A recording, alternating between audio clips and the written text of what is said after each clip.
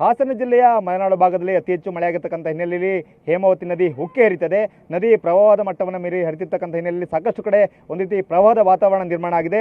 ಸಕಲೇಶಪುರ ತಾಲೂಕಿನ ರಸ್ತೆ ಒಂದು ಕಡೆ ಜಲಾವೃತ ಆಗಿದೆ, ಮತ್ತೊಂದು ಕಡೆ ಇನ್ನು ಸಕಲೇಶಪುರ ಪಟ್ಟಣದ APMC ಮಾರುಕಟ್ಟೆ ಸಂಪೂರ್ಣವಾಗಿ ಜಲಾವೃತ ಆಗಿದೆ. ನಾವು ನೋಡ್ಬೋದು ಈಗ ಏನಿದು ನಿತ್ಯ ಅಂದರೆ ಡೈಲಿ ಮಾರ್ಕೆಟ್ಗಾಗಿ ನಿರ್ಮಾಣ ಆಗಿರ್ತಕ್ಕಂಥ ಒಂದು APMC ಮಾರುಕಟ್ಟೆ ಇದಿನ್ನೂ ಕೂಡ ಉದ್ಘಾಟನೆ ಆಗಲಿಲ್ಲ. ಆದರೆ ಈಗ ಕಳೆದ 15 ದಿನಗಳಿಂದ ಸುರಿದಂಥ ಮಳೆಯಿಂದಾಗಿ ಹೇಮಾವತಿ ನದಿ ತುಂಬಿ ಹರಿತಾ ಇದೆ. ಸೊ ಹೇಮಾವತಿ ನದಿಗೆ ಅತಿ ಹೆಚ್ಚಿನ ಪ್ರಮಾಣದ ನೀರನ್ನು ಬಿಟ್ಟಿರ್ತಕ್ಕಂಥ ಹಿನ್ನೆಲೆಯಲ್ಲಿ ಹೇಮಾವತಿ ನದಿ ಉಕ್ಕಿ ಹರಿದು ಇಡೀ ಒಂದು APMCಯ ಪ್ರಾಂಗಣ ಒಂದು ರೀತಿ ಸ್ವಿಮ್ಮಿಂಗ್ ಪೂಲ್ ಥರ ಕಾಣ್ತಾ ಇದೆ. ನೋಡ್ಬೋದು ಇಡೀ ಕಂಪ್ಲೀಟಾಗಿ ಒಂದು 4 ರಿಂದ 5 ಅಡಿಗಳಷ್ಟು ನೀರು ಈ ಒಂದು APMCಯ ಆವರಣಕ್ಕೆ ಆವರಿಸ್ಕೊಂಡಿದೆ. ಸೊ ಇದು ಏನು ಹೊಳೆನರಸೀಪುರ ಪಟ್ಟಣದಲ್ಲಿ ಇರ್ತಕ್ಕಂಥ ಡೈಲಿ ಮಾರ್ಕೆಟ್ ಏನಿದೆ, ಆ ಡೈಲಿ ಮಾರ್ಕೆಟನ್ನು ಇಲ್ಲಿಗೆ ಶಿಫ್ಟ್ ಮಾಡಬೇಕು ಅನ್ನೋ ಕಾರಣ ಅಂದರೆ ಮಳೆ ಬಿಸಿಲಿಂದ ರಕ್ಷಣೆ ಸಿಗಬೇಕು, ಅಂದರೆ ವ್ಯಾಪಾರ ಮಾಡ್ತಕ್ಕಂಥವ್ರು ಕೂಡ ಒಂದು ಸರಿಯಾಗಿರ್ತಕ್ಕಂಥ ವ್ಯವಸ್ಥೆ ಆಗಬೇಕು ಅನ್ನೋ ಕಾರಣಕ್ಕೋಸ್ಕರ ಒಂದು ಸುಸಜ್ಜಿತವಾಗಿರ್ತಕ್ಕಂಥ ಮಾರುಕಟ್ಟೆಯನ್ನು ನಿರ್ಮಾಣ ಮಾಡಲಾಗಿತ್ತು. ಇದರ ಪಕ್ಕದಲ್ಲೇ APMC ಇದೆ, ಆದರೆ ಇದು ಡೈಲಿ ಮಾರ್ಕೆಟ್, APMCಗೆ ಒಳಪಡ್ತಕ್ಕಂಥ ಡೈಲಿ ಮಾರ್ಕೆಟ್ ಇದು. ಈ ಮಾರ್ಕೆಟ್ ಈಗ ಹೇಮಾವತಿ ನದಿಯ ಪ್ರವಾಹಕ್ಕೆ ಸಂಪೂರ್ಣವಾಗಿ ಮುಚ್ಚಿ ಹೋಗಿದೆ. ಒಂದು ರೀತಿ ಸ್ವಿಮ್ಮಿಂಗ್ ಪೂಲ್ ರೀತಿಯಲ್ಲಿ ಕಾಣೋ ರೀತಿಯಲ್ಲಿ ಸಂಪೂರ್ಣವಾಗಿ ದೊಡ್ಡ ಪ್ರಮಾಣದಲ್ಲಿ ನೀರು ನಿಂತಿದೆ. ಈ ಕಡೆ ನೋಡ್ಬೋದು ಎಷ್ಟು ನೀರು ನಿಂತಿದೆ ಅಂತೇಳಿ.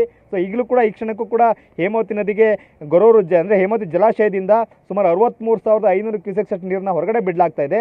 ಹೇಮಾವತಿ ಜಲಾಶಯಕ್ಕೆ 52,999 ಕ್ಯೂಸೆಕ್ಸ್ ಅಷ್ಟು ನೀರು ಹರಿದು ಬರ್ತಾ ಇತ್ತು. ಹಾಗಾಗಿ ಹೆಚ್ಚಿನ ಪ್ರಮಾಣದ ನೀರನ್ನ ಹೇಮಾವತಿ ನದಿಗೆ ಬಿಟ್ಟಿರ್ತಕ್ಕಂಥ ಕಾರಣದಿಂದಾಗಿ ಸಾಕಷ್ಟು ಕಡೆ ಒಂದು ರೀತಿ ಪ್ರವಾಹದ ಪರಿಸ್ಥಿತಿ ನಿರ್ಮಾಣ ಆಗಿದೆ. ಅದರಲ್ಲೂ ಕೂಡ ಈ ಒಂದು ಹೊಳೆನರಸೀಪುರ ಪಟ್ಟಣದಲ್ಲಿ ರಸ್ತೆ ರೋಡು ಅಂದರೆ ಅರ್ಕಲ್ಗೋಡು ಮತ್ತು ಮಡಿಕೇರಿ ನಡುವೆ ಇರ್ತಕ್ಕಂಥ ರಾಜ್ಯ ಹೆದ್ದಾರಿ ಬಂದಾಗಿದೆ. ಹಾಗೆಯೇ APMC ಮಾರುಕಟ್ಟೆ ಕೂಡ ಈ ರೀತಿಯಾಗಿ ಸಂಪೂರ್ಣವಾಗಿ ಮುಚ್ಚಿ ಹೋಗಿದೆ.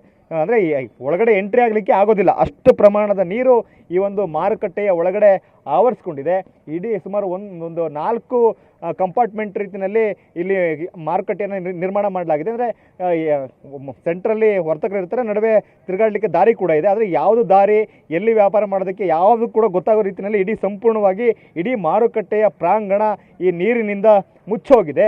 ಸೊ ಇದು ಹೇಮಾವತಿ ನದಿಯ ಪ್ರವಾಹದಿಂದ ಆಗಿರ್ತಕ್ಕಂಥ ಅನಾಹುತಗಳು.